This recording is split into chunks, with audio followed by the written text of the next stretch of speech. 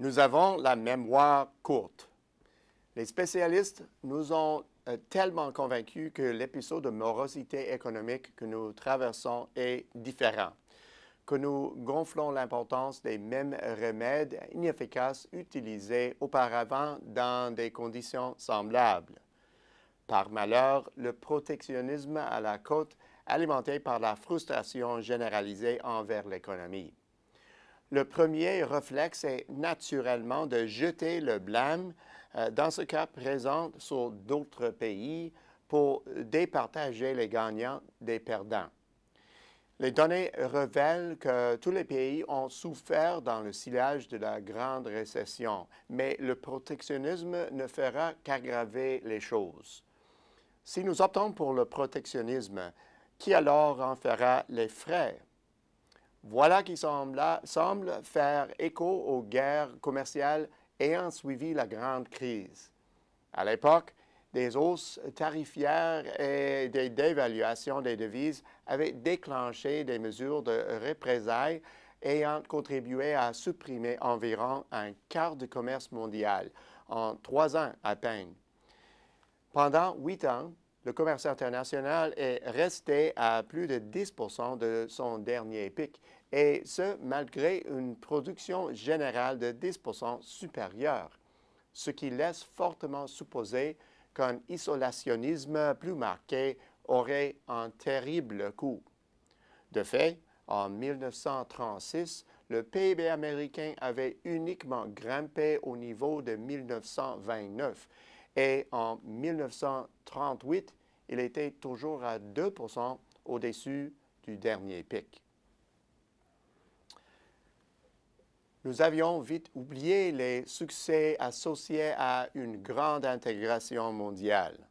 La rhétorique protectionniste est revenue au devant de la scène en 2009, alors que certains des principaux bénéficiaires de la mondialisation prônaient des politiques du « nous d'abord ». Le programme Acheter américain était sans doute le plus mémorable d'entre eux, mais la France, la Chine et d'autres pays n'ont pas tardé à proposer des mesures visant à limiter à leur terre retombées de leurs ambitieux programmes de relance. Les restrictions au commerce mondial se sont vite multipliées en 2009 et d'autres s'ajoutent depuis chaque année. D'après les estimations de l'OCDE, on a imposé environ 1200 nouvelles mesures discriminatoires à l'endroit du commerce depuis 2008. Et selon toute vraisemblance, ces mesures ont un effet semblable à celles prises lors de la guerre commerciale mondiale des années 30. Le problème ici, c'est que la structure du commerce international a beaucoup évolué. La technologie nous donne désormais la capacité de suivre instantanément les mouvements des devises et donc de contrôler les dévaluations concurrentielles. À ce jour, les dévaluations ont été beaucoup moins prononcées que celles du début des années 30. Par ailleurs, grâce aux efforts de l'OMS et de ses prédécesseurs et de nations ayant investi des ressources considérables dans la conclusion d'accords commerciaux bilatéraux et multilatéraux, les droits de douane moyens sont aujourd'hui nettement plus bas que dans les années 30. De plus, la technologie a considérablement accru le niveau d'intégration mondiale par l'entremise de chaînes d'approvisionnement complexes, de systèmes de logistique juste à temps et de bien d'autres mécanismes. Avant la récession, une grande partie du commerce intra-asiatique visait les biens intermédiaires. Dans l'ensemble, on peut dire que la part de la teneur importée des biens exportés a beaucoup augmenté. Cette intégration est essentielle au bien-être général. Elle a été utile durant une période prolongée de progression faible mais stable des prix pour des articles de base, des vêtements aux gros électroménagers. De plus, la concurrence a stimulé le développement technologique, ce qui, à son tour, a grandement bonifié la qualité des biens et des services moyens. Elle a aussi permis à nombre de pays auparavant limités au commerce des biens à participer au système de production mondiale, ce qui a eu une incidence spectaculaire sur la croissance et l'emploi. Or, la montée du protectionnisme met en péril ces avantages. Alors, qui fait les frais du protectionnisme? En termes simples, disons que la hausse du coût du commerce réduirait sans délai la demande en produits et en services et les entreprises refileraient les coûts plus élevés au point de vente.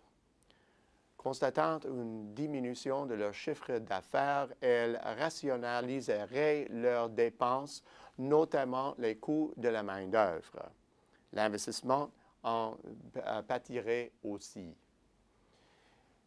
Et ce ne serait qu'un début. La prise de mesures contre le commerce entraîne toujours une riposte, ce qui amplifie les retombées négatives sur les pays. On risque de perdre beaucoup plus que dans les années 30 en raison des liens étroits intra- et inter-entreprises à l'échelle mondiale et les coûts implicites de défaire de ces liens. Le plus triste, c'est que vous, moi et des milliards de consommateurs sur la planète en feront les frais. Bref, c'est une proposition qui ne fait que des perdants. Souhaitons donc qu'elle reste lettre morte. Au bout du compte, le protectionnisme a certes la cote, mais il sabote les économies.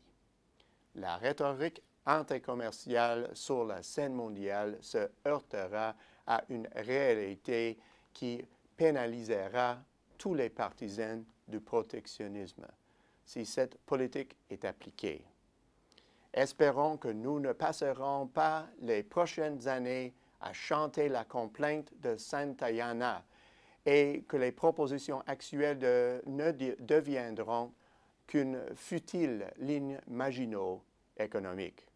À la semaine prochaine, c'est Peter Hall.